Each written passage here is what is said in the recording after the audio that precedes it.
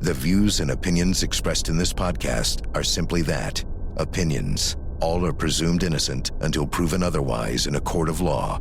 Sensitive topics are discussed. Discretion is advised. Contains graphic images. Viewer discretion is advised. Domestic violence. Was it a motive for murder? That's what the prosecution leaned into in their case against O.J. Simpson. But in the end, the jury was unwilling to make that connection. I'm Michael Ayala. This is Trial and Error. Why did O.J. win? We, the jury, in the above entitled action, find the defendant, Orenthal James Simpson, not guilty of the crime of murder. None of us knew how big this would be. Our decision was to go forward with the domestic violence evidence to establish that Simpson wasn't all that he appeared to be. You just stay on the line. I don't want to stay on the line. It's going to be... Wait a minute. The last thing I told her is that I loved her. We didn't know what Nicole was enduring. He kind of jokingly just said, you know, to be honest, Shipp, I've had some dreams of killing her. It came down to a stalker, and the stalker was Simpson. The domestic abuse. To me, that was a waste of time. This was a murder trial, not domestic abuse. You might say O.J. was an ass, a domestic abuser, but he was not a killer. The last thing anybody thought about was two young people getting slaughtered in West LA in the middle of the night. That just seemed to be forgotten entirely.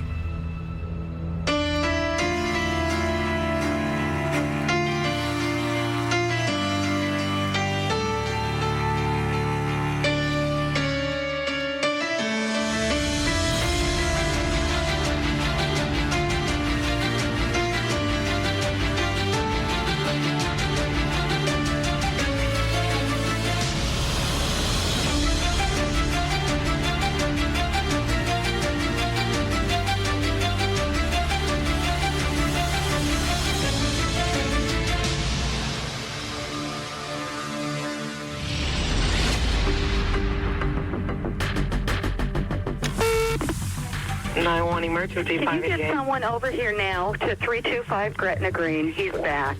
Please. Well, okay, what does he look like? He's O.J. Simpson. I think you know his record. Okay, is he the sportscaster or whatever? Yeah. O.J. abused my sister dating back to 1978. So pretty much from day one. What kept her staying? What kept her to, stick this relationship out? I don't know. She was raped on their first date. That she came back to the house and her pants were ripped off of her. Her zipper was broken. It's like, wait a minute, why would you go back to somebody who treats you like this? When I was growing up, to me, he was just O.J. To me, he was just my sister's boyfriend. College Football Highlights Player of the Year was Orenthal James Simpson of Southern California, perhaps the greatest running back of all time and winner of... He was a Heisman Trophy winner. He was a football hero. He was a commentator. And there was something really endearing about the guy. He had a bigger-than-life personality. Nicole didn't even know who O.J. was. All I know is that there was an immediate attraction when they met. And he said, I have business to attend to in Buffalo. But when I'm done, I'm going to come back for you. Nicole Brown was 18 years old and working as a server at the Daisy, a restaurant in Beverly Hills, when they met. She looked glamorous. She was beautiful. She was vibrant. She was full of life. Well, he had met Nicole when she was just a waitress. Now, you got to remember that Nicole, she was very young, but she would tell you, I am Mrs. O.J. Simpson. I mean, they were very, they were very much in love.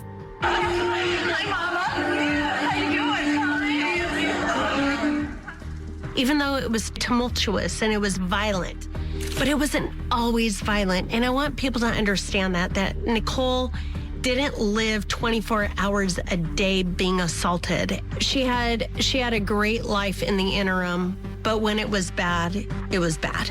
OJ and Nicole were married in 1985, and sometime during that year, they had a domestic dispute. The police responded to the defendant's home in Rockingham in response to a call. And when they arrived, they were met by Nicole. So the police were called, and the LAPD sent Mark Furman. What a small world. We walked up, the gate was open.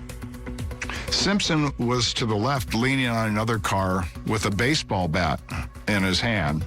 And he had a look that was like he wasn't really here. Like a set jaw, dead stare. I made some inquiries as when I first walked up as if they were the residents. Mr. Simpson responded saying that this was his house. And I asked the lady who broke the windshield, and she responded he did. Nicole was sitting on the hood of her car. The windshield was shattered, and she was bawling to the point where her body was heaving. And what was the defendant's demeanor at that time? Well, he was agitated, but he wasn't out of control. He was just agitated. Could you tell whether there was any physical injury to the body of the woman? I couldn't tell, no. And I said, do you want to make a report? She was still just out of control, crying. And she said, no. And the last thing I said to her, I said, well, okay, it's your life. 4 years later, Nicole called 911 during a fight with OJ in the early morning hours on New Year's Day, 1989. Hello?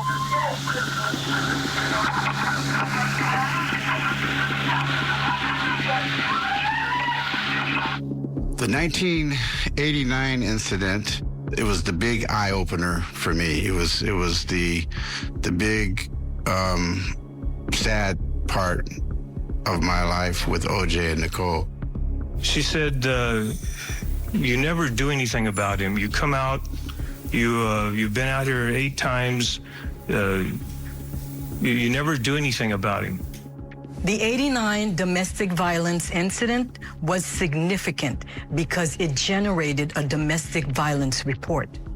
After the murders, during the one time the investigators were able to question OJ, they questioned him about that incident. I understand that she'd made a couple of crime reports, Des Moines crime reports or something. We had a big fight 5-6 years ago on New Year's. Mm-hmm. You know, she made a report. I didn't make a report. You arrested at one time for something? No. I mean, 5 years ago we had a big fight. You arrested her? I know I ended up doing community service. So you were arrested? No. I was never really arrested. 3 months after OJ pleaded no contest to spousal battery, he was asked about the incident during an interview. The day after this was over, we looked at each other. We had a fight. We were both guilty.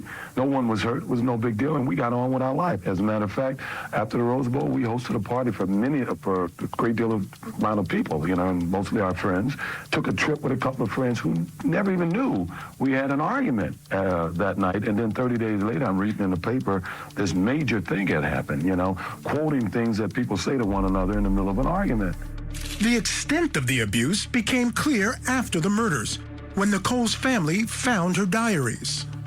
There were so many incidences in those notes and diaries of vacations that our whole family was on. Of incidences where they would be verbally fighting and arguing, and in such flippant ways that she would turn around and say, he's going to kill me, and let's go shopping. You just think, this could never happen. However, it seems that Nicole thought this was going to happen. After she was killed, investigators opened up her safe deposit box, and in it, what they found was chilling.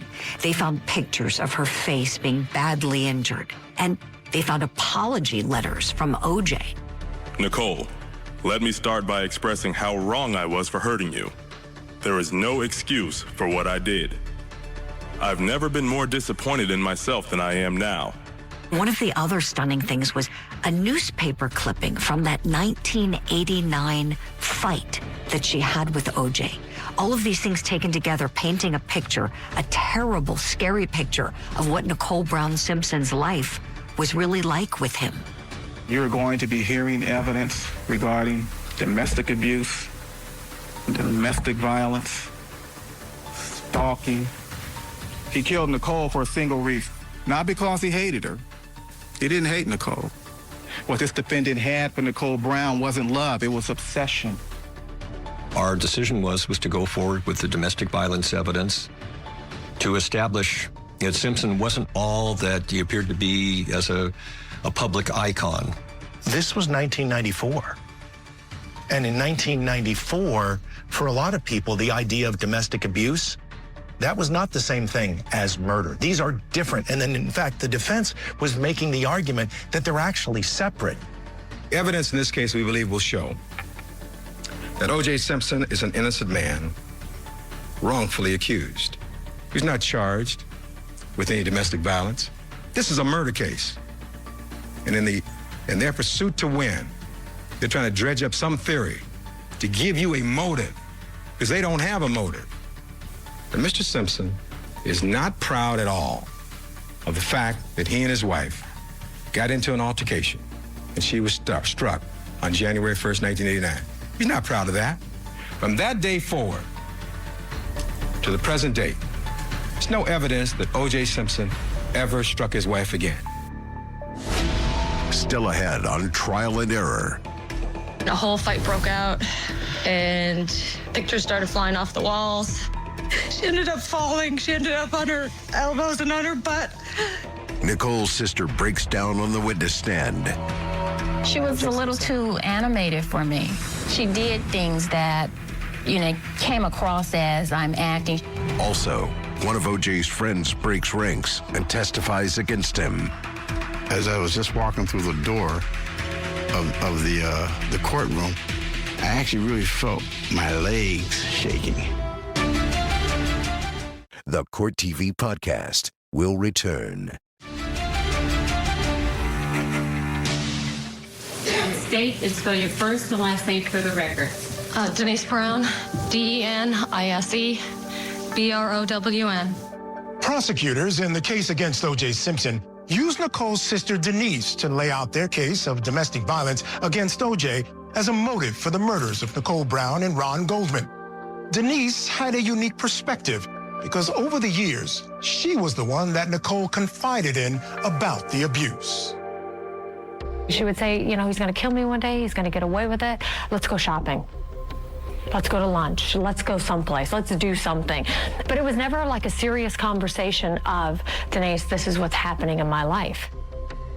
You know the defendant seated here at the end of the counsel table? Yes, I do. Is your former brother-in-law? Yes, he is. If Nicole really had a challenge, I don't know if she would call any of her friends. I think she would call Denise. We were so close, and we did so many things together. I mean, even friends of ours, when we were younger, they'd say, oh, you get mad at one, they're both mad at you. Prosecutor Christopher Darden wasted no time in his questioning of Denise Brown, moving quickly to the first time she met O.J. in 1977 at a Buffalo Bills football game. You returned to the defendant's home after the game, correct? Yes. Anything unusual happened then? Yeah, O.J. got real upset, and he started screaming at Nicole. Let me see counsel decide that, please.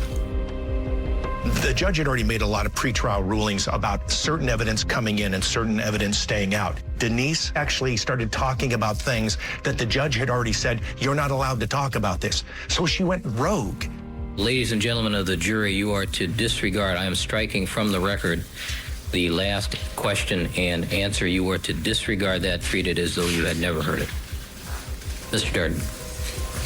Hey, Ms. Brown, we're not going to talk about anything that occurred between 1977 and December 31, 1984. Understand that? Okay. Sure. Denise Brown, Nicole's sister, was able to establish that she had witnessed O.J. Simpson hit or strike Nicole in the past. She painted a picture of Nicole that you really had nobody speaking for the victim other than Denise. O.J. grabbed Nicole's crotch and said, "This is where babies come from, and this belongs to me." And Nicole just sort of wrote it off like it was nothing, like she was used to that kind of treatment. And it was like, I thought it was really humiliating, if you ask me. Did the defendant appear mad or angry or upset when he grabbed his sister's crotch and made these statements in front of these strangers? No, he wasn't angry. And during the time that these strangers were approaching him, did he appear to shy away from the attention at all? Oh, no, not at all. He loves the attention. He loves it. He's got a big ego. It feeds his ego. On paper, Denise Brown should have been the perfect witness, but on the stand, I think they failed to prepare her adequately. Ms. Brown, if I can ask you, would you please listen carefully to the question that the attorneys asked of you, and if you would answer just the precise question that they ask you, this will go a lot easier. Okay. All right, thank you. Haywood Galbraith, a photojournalist for the Los Angeles Sentinel, attended every day of the trial. He had a different impression of Denise Brown on the witness stand. Friday was the big day to give the jury something to think about over the weekend. Denise Brown was on the witness stand, and I looked at Denise, and I said, this is what's gonna happen. When it's close to time for court to be over today, Denise is gonna get asked a question, and she's gonna break down and start crying. What reaction, if any, was there by the defendant when you told him that he took your sister, Nicole, for granted? He got extremely upset. Grabbed Nicole, told her to get out of his house, wanted us all out of his house. Picked her up, threw her against a wall. Picked her up, threw her out of the house. She ended up on her.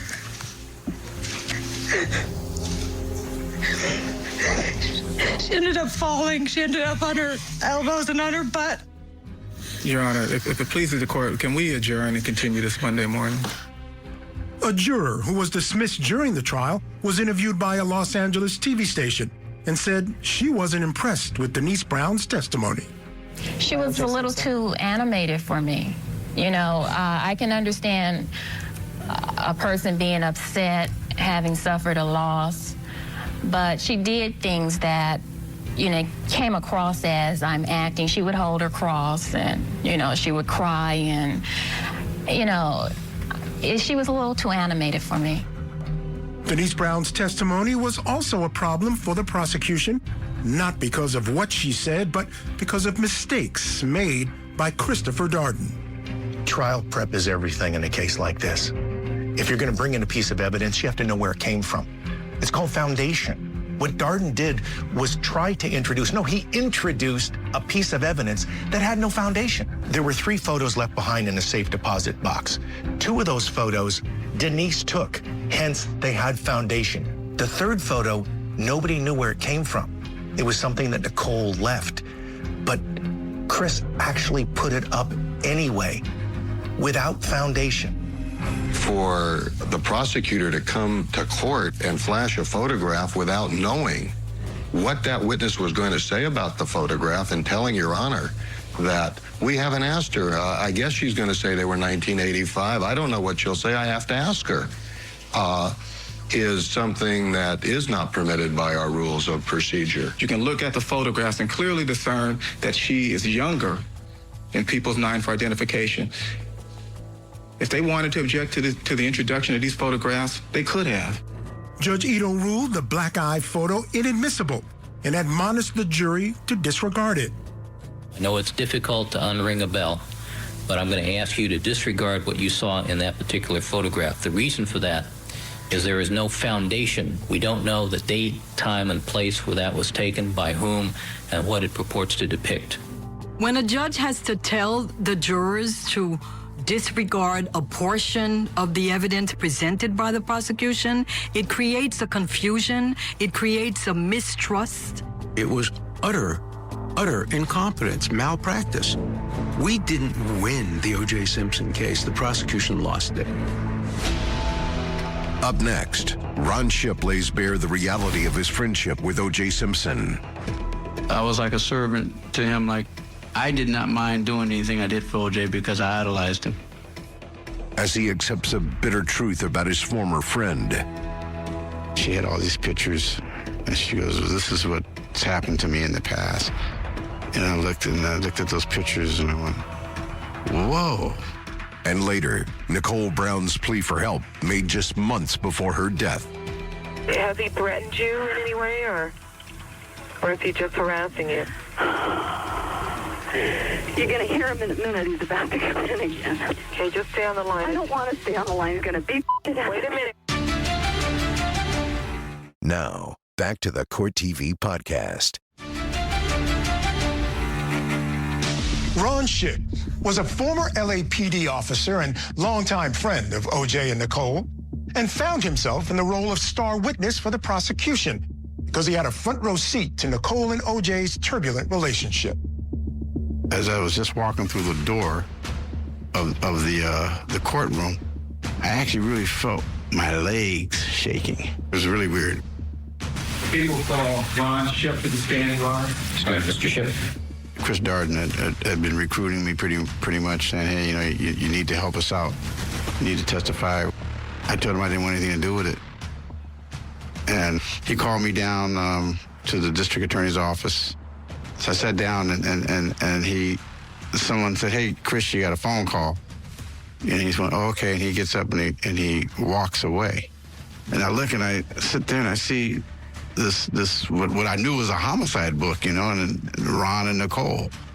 And I just opened it up. And I looked at the pictures, Ron, and I looked at pictures of Nicole. And when I saw the picture of her, I mean, that just ripped me to shreds. When Chris came back, you know, and I just looked at him and said, you know, I'll testify. And he goes, huh? I said, I'll testify, man. I'll testify. Did you consider Nicole Brown a friend? Yes, I did. As you did the defendant? Yes, I did. And do you and the defendant remain friends today? Well, I still love the guy, but I don't know. I mean, this is a weird situation I'm sitting here in. Now that was a really weird moment. O.J. looked at me and smiled. And then I swear, it was like something just went, like hit me right there. I went, whoa. But he actually smiled like the old days. Is that a photograph of you and the defendant there? Yes, it is. Okay, and that's you smiling there? Yes. Were you shooting a scene at that particular time? No, we weren't. What was going on in this photograph? Someone blew a line or something like that, and O.J., we thought it was funny. And that's when he hugged me. Ron Shipp, because of his relationship with both Nicole and O.J., was a very impactful and very credible witness for the prosecution. He came across as believable, starting with the fight between O.J. and Nicole on New Year's Day. She just kind of got into actually what had happened and started telling me what had happened between her and O.J. What injuries did you see at that time? I couldn't see it that well because I remember she had makeup on, but if I remember, there was some swelling about her head somewhere. But I remember it was covered up pretty good. O.J., you know, had slapped her and chased her around, and she, you know, ended up outside with it only with her bra on. And I think I told her, I said, Nicole, I said, when I was talking to O.J. on the phone, he said he was trying to hold you off. He said you were the aggressor. And it was an isolated incident. And that's when she looked at me and she said, you know, he said, isolated? And she had all these pictures. And she goes, well, this is what's happened to me in the past. And I looked at those pictures and I went, whoa, you know? And the first thing, of course, was going through my mind that, you know, I'm like, man, you know, O.J.'s a batterer, you know? I'm like, at that point when I saw those photos, this can't be the guy that I admire, the guy that never seen mad. I felt so bad, and as we were talking, she started crying. You know, I've never seen Nicole cry. Were you ever assigned to teach any particular subject at the police academy? Yes, I was. And what was that subject? Domestic violence. Did you show her the profile of the battered woman? Yes, I did. The victim's profile? Yes, I did. Did you discuss it with her? Yes, I did. And I went over all the profiles and, you know, of the victim, the batterer. And she looked at the what I was showing her. She goes, that's him, that's him, that's him, that's him. And I went, oh, man, you know. And she goes, could you do me a favor and maybe, you know, go over these profiles with OJ? And I said, sure. OJ made a remark to me. He said that he didn't think that he was a batterer. And I explained to him, I said, hey, man, you hit her. She's got marks. You're a batterer. The thing about Ron Shipp is that he was credible. He was real. Ron Shipp was there right after the murders. He told the jury about this changing story that OJ had for how he cut his finger. I asked him how he cut his finger. And what did he say? Say he did it in Chicago. He said he smashed a glass in Chicago and cut his finger. And then I said, oh, okay. And then after that, somebody else had asked him, OJ, what happened to your finger? And he said, well, I was chipping golf balls out in the front yard and cut my finger. Then another guy came by and asked, oh, OJ, what happened to your finger? And he said, I was getting the cell phone out of the Bronco. Ron Shipp also told the jurors about that bizarre story recounted to him by OJ after the murders, where OJ claims he had a dream that he killed Nicole. He kind of jokingly just said, you know, to be honest, Shipp, that's what he called me, Shipp, said, I've had some dreams of killing her. Did he say how many dreams he'd had of killing her? No, he did not. Did he say it was more than one? He just said dreams, plural. I talked to him at Rockingham. I got in the car when I left and I drove home crying. And I called my wife. First thing I did, I called my wife and I told her, I said, Nina, I think OJ killed her. And she goes, you're kidding me? I said, no, I think he did it. And it was a real sad moment, you know, for me. I mean, because this guy was everything to me. I mean, everything. Up next, OJ's dream team misses the mark in their cross-examination of Ron Shipp. Didn't you think, sir, that by concocting this story about Mr. Simpson, it might enhance your own personal profile? Since Nicole's been dead, I've felt nothing but guilt. My own personal guilt that I didn't do as much as I probably should have. Plus, was O.J. Simpson stalking Nicole? It wasn't domestic violence. They didn't have a domestic relationship. They were divorced. It came down to a stalker, and the stalker was Simpson. They were broken up, and he was still madly in love with her. And he was coming to her house and doing all of these things. And one of these times he came and he saw her intimately involved with another man. This is the Court TV Podcast. OJ's contention is that he never said to Ron Shipp anything about having dreams about killing his wife. Did you take him to the bedroom? That he was never present alone with Ron Shipp in the bedroom. Carl Douglas, a lesser-known member of the defense team, was assigned to cross-examine Ron Shipp. But things did not go as planned. Wouldn't you agree that this statement about this supposed dream is a pretty bad thing about Mr. Simpson? Yes, it is. So did you lie when you didn't tell me about that dream? I sure did. You did? You've lied a few times, haven't you, sir? Never in court. Carl had a lot of important jobs. Johnny had originally given Carl and I both a number of witnesses to examine at the trial. And one of Carl's witnesses came first, which was Ron Shipp. Your Honor. And that was a particularly awful day for the defense. Didn't you think, sir, that by concocting this story about Mr. Simpson, it might enhance your own personal profile? Mr. Douglas, I put all my faith in God and my conscience. Since Nicole's been dead, I've felt nothing but guilt. My own personal guilt that I didn't do as much as I probably should have.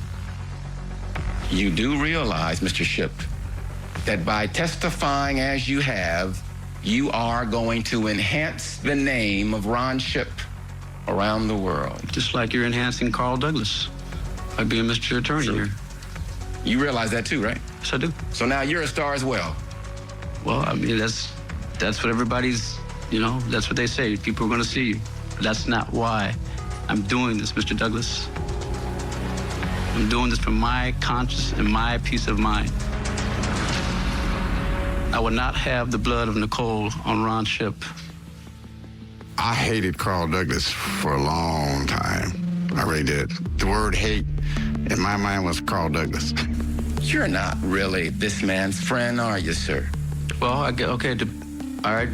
If you want me to really explain it, I guess you can say I was like everybody else, one of his servants. I did police stuff for him all the time. I ran license plates. That's what I was. Okay, I mean, like I said, I love the guy. Isn't it true, sir, that you mentioned to Mr. Simpson that the police had found a glove on his property?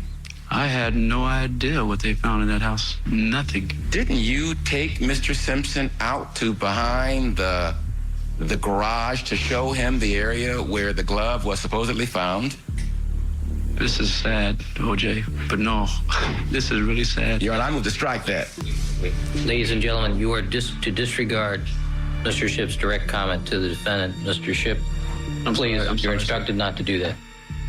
Ron Shipp just looked over at OJ at one point and just started talking directly to him as if no one else was in the room. It was just this very real moment, and that was on Carl's watch. And it wasn't Carl's fault, but it caused OJ to insist that the second-tier lawyers not get to examine any other witnesses. The defense team went after Ron Shipp big time, and they used members of OJ's family to do it, including his mother, who got up on the stand and testified that Ron was at Rockingham and drinking after the murders occurred. Do you remember seeing Ron Shipp there? Yes. When you saw him, what was he doing, if anything? He was sitting at the bar. Was he doing anything at the bar while sitting there? Yes.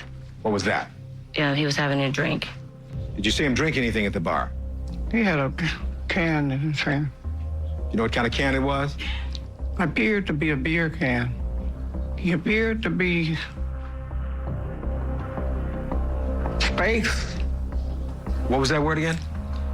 Well, Space, did you say? I would say space. All right, what do you He mean didn't by... appear natural.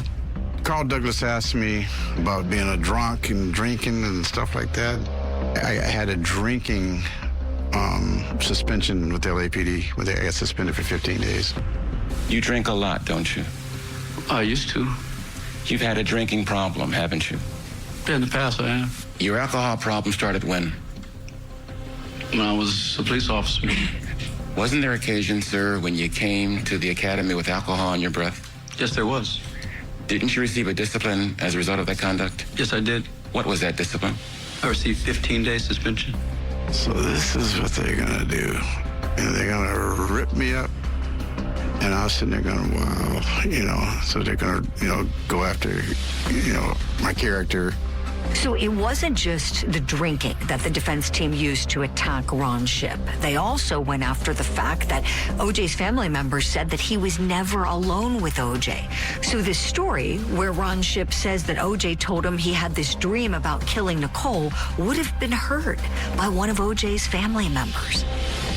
Did you ever see Ron Shipp up in your brother's bedroom? Yes, I did. Was anyone else up there when he was there? Yes, my sister. Who else was there? I'm sorry. My sister, Shirley. And yourself? Yes. And your brother? Yes. And for how long a period of time was Mr. Shipp there? A couple of minutes. To your knowledge, was your brother ever alone with Mr. Shipp? No, sir. OJ had just closed his eyes for a moment. And when the telephone rung, OJ started to shake. And I asked Ron, I said, Ron, is there any way that you can turn that phone off or unplug the phone? He walked around the side of the bed and he unplugged the phone. Are you absolutely certain that you can tell this jury that at no time other than regarding unplugging the telephone, was there any private conversation between Mr. Shipp and your brother? I'm absolutely sure. Up next, O.J. Simpson, the stalker. He did this to her several times, stalking her at night when she had male guests or she was with somebody. He was horribly jealous, and even still today, people still misconstrue jealousy as love, and jealousy is not love. And what did the jurors think of the state's motive evidence? Domestic abuse. To me, that was a waste of time. This was a murder trial, not domestic abuse. The Court TV podcast will return. In the case against O.J. Simpson, the prosecution had two potential motives. One, the domestic violence between O.J. and Nicole. The other was stalking, which some believe the prosecution didn't emphasize enough. The clearest example of stalking was O.J. peering into Nicole's living room window, watching her with another man.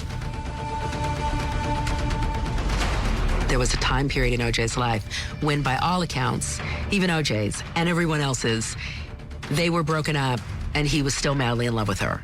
And he was trying to, and coming to her house and doing all of these things. And one of these times he came and he saw her intimately involved with another man. She began dating a man named Keith. Keith Zalomzowicz. There was one evening, it was about 3 in the morning. And they were seated on the sofa in her living room. The kids were upstairs asleep, and Keith and Nicole made love on the couch. But they weren't alone. There was someone watching through the window. It was the defendant. O.J. is stalking Nicole. He's peering in her window and actually witnesses her getting busy with one of her lovers. He shows up the next day and confronts her. That confrontation becomes the subject of a 911 call. 911 emergency, Can you 588. get someone over here now to 325 Gretna Green? He's back. Please. Okay, what does he look like? He's O.J. Simpson. I think you know his record. Okay, is he the sportscaster or whatever? Yeah. Okay, has he threatened you in any way, or is he just harassing you? You're going to hear him in a minute. He's about to come in again. Okay, just stay on the line. I don't want to stay on the line. He's going to beat. Wait a minute. These recordings of her and her telling people that she was afraid, almost like she was speaking from the grave. I found that to be really, really impactful and really, really sad and haunting.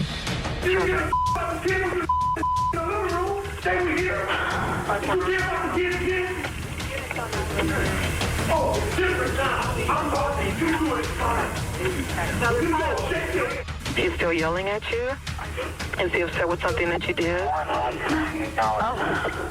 long time ago, it always comes back. Keith Zalomzowicz told the grand jury about several different episodes while he was dating Nicole, including one at a restaurant where he said O.J. confronted him and Nicole, saying, "I'm O.J. Simpson and she's still my wife." Zalomzowicz also testified that O.J. showed up while he and Nicole were in Nicole's bedroom. Keith was sitting on her back and massaging her neck, and O.J. sat right next to them and said, "I can't believe it. Look at what you're doing." Despite the horror stories that he told the grand jury, the state decided not to call Keith Zalomzowicz as a witness. It's actually surprising because anytime you could have brought somebody in to say that O.J. was a stalker, that could have made a huge difference for the jury. That was a push by Marcia Clark. He did this to her several times, stalking her at night when she had male guests or she was with somebody. It came down to a stalker, and the stalker was Simpson. Nicole Brown's home was directly next door to yours during April of 1992. Is that correct? Yes, sir. What caused you to call 911? I happened to look outside and I saw a man outside on the sidewalk. He was standing on the sidewalk looking at what apparently was the residence next door. After I'd made the call, I recognized him. And who was that man? It was Mr. Simpson. The prosecution had plenty of evidence of stalking and domestic violence. They saw repeated patterns. And we can second guess how they handled it all we want, but things were different back then. And they just didn't take it as seriously as we would take it now. We didn't know what domestic violence was. We didn't know what Nicole was enduring. He probably felt that he was losing her and he went crazy. He was horribly jealous. And even still today, people still misconstrue jealousy as love. And jealousy is not love. Jealousy is checking up on you. I harbored a lot of anger towards Denise Brown and Nicole's other family members and friends because I didn't think that they did enough to protect her. I think I was ignorant in that, and naive in that regard. And so I can't imagine what it is like to be a family member or a friend or someone that feels so connected to you and feels so helpless. The evidence that you can't deny is the evidence of the domestic battery. It's a very clear-cut case. This actually happened. This is his relationship with this woman. You can't argue with that. The abuse may be clear now, but at the time, it wasn't. When asked about it publicly, O.J. brushed it off and claimed he was being targeted because of his fame. Hey, we just tried to put it behind us and ignore it as much as we could. I mean, we could have easily gone to court and been on the stand, and I think even the city attorney's office realized that they couldn't have won it, but that wasn't the point of filing. The point was to bring attention to a new law that's on the book, and who better to do that than me? And I just said, why me? Why am I the guy that you choose to do this? I don't think I'm a good example, and I don't think this incident this night was a good example of what you guys are trying to, bring to light. I don't get the sense that O.J. Simpson ever wanted to let her go, and I think that she lived a great deal of her life in fear. I think she was fearful of having other relationships because she was fearful about what O.J. Simpson would do. So while this in some ways was the cornerstone of the state's case, they didn't use all the evidence to their best advantage. They excluded some, they limited others, they minimized some of it as well. Imagine if they had focused and stretched out each piece of that evidence and then started layering them one after the other, where you could finally have said, wasn't this inevitable? They never got there. It was very startling to us when a couple months into the trial and after the presentation of the domestic violence evidence that several jurors were all discharged and various of them granted interviews. The domestic violence situation in itself, I don't believe that a person, just because, say he was guilty of physical abuse, that doesn't make him guilty of murder. The domestic abuse. To me, that was a waste of time. This was a murder trial, not domestic abuse. If you want to get tried for domestic abuse, go in another courtroom and get tried for that. They felt it had nothing to do with the murders. Our feeling was it had everything to do with the murders. You might say O.J. was an ass, a domestic abuser, and not the hero that we thought he was. But he was not a killer. While the jury didn't buy the connection between domestic violence and the murders in the case against O.J. Simpson, the trial did put a spotlight on the issue, increasing awareness and support for victims of abuse. I'm Michael Ayala. Thanks for watching this episode of Trial and Error. Why did O.J. win? 2 people viciously attacked, numerous stab wounds. He's the killer. That's what he is. He's not my friend. If it doesn't fit, you must acquit. This podcast is a production of Court TV. Go to CourtTV.com for more content, trials on demand, and to find out how to watch Court TV in your area.